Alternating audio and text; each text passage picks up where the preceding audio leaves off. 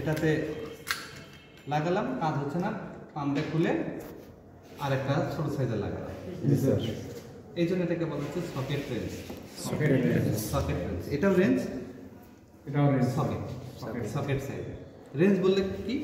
Range যে কোনো জিনিস বলতে একটা মাত্রা, একটা মাত্রা। আমরা বলি না যে হচ্ছে যে কি ধৈর্যের সীমানা পার হয়ে যাচ্ছে, এই যে সীমানাটা এটা হচ্ছে রেঞ্জ। হ্যাঁ, ওই যে গাড়ি কাটা হো করে উঠতেছে, এটা হচ্ছে রেঞ্জ। এটাকে অন্য ভাষায় আরপিএম বলা হয়। হ্যাঁ, এটা হচ্ছে এই জন্য সকেট। সকেট বলতে কি খোলামেলা করা যাবে, লাগানো যাবে। আমি চাইলে এটা খুলে আরেকটা দেবো, ছোট ভাই বড় ভাই এগুলো দেবো, এই জন্য এটাকে বলা হচ্ছে সকেট রেঞ্জ। কিন্তু এটার যে অবস্থা, এটাও সকেট, এটাও সকেট। এটা শুধুমাত্র 90 ডিগ্রিতে কাজ করতে পারবে, আপনি যেভাবে আছেন সেভাবে কাজ করতে পারবে। কিন্তু এটা সুইপ করতে পারে, এইদিকে ওইদিকে সুইপ করে, এই জন্য এটাকে সুইভেল বলা হয়। সুইভেল, হ্যাঁ, এদিকে ওইদিকে যেতে পারে, কিন্তু এটা তাও যেতে পারবে। আবার এটা দেখেন, এটা চাইলে আমি সব দিকেই ঘুরোতে পারি।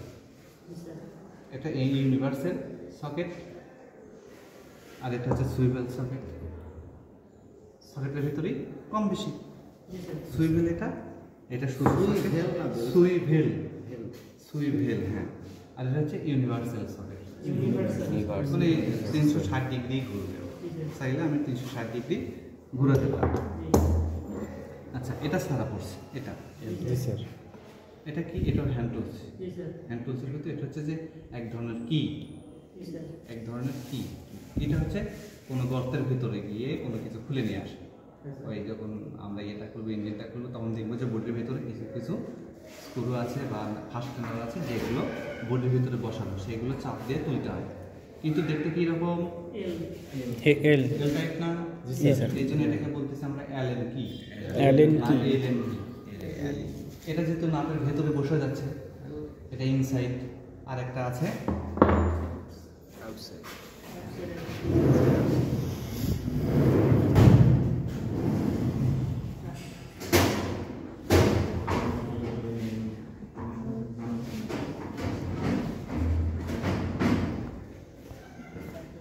আর এরকম একই না?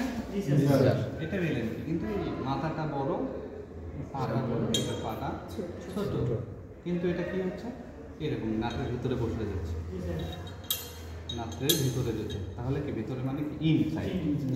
আর এটা নাটের বাহিরে বসতেছে, এটাই নাট ধরলাম, বসালাম, এটার বাইরে সাইড, তাহলে এটা আউটসাইড। এলএনপি দুই ধরনের হয়, ইনসাইড আর আউটসাইড। ঠিক আছে? প্রচন্ড গরম, আপনারা বাইরে কিছুক্ষণ অপেক্ষা করেন।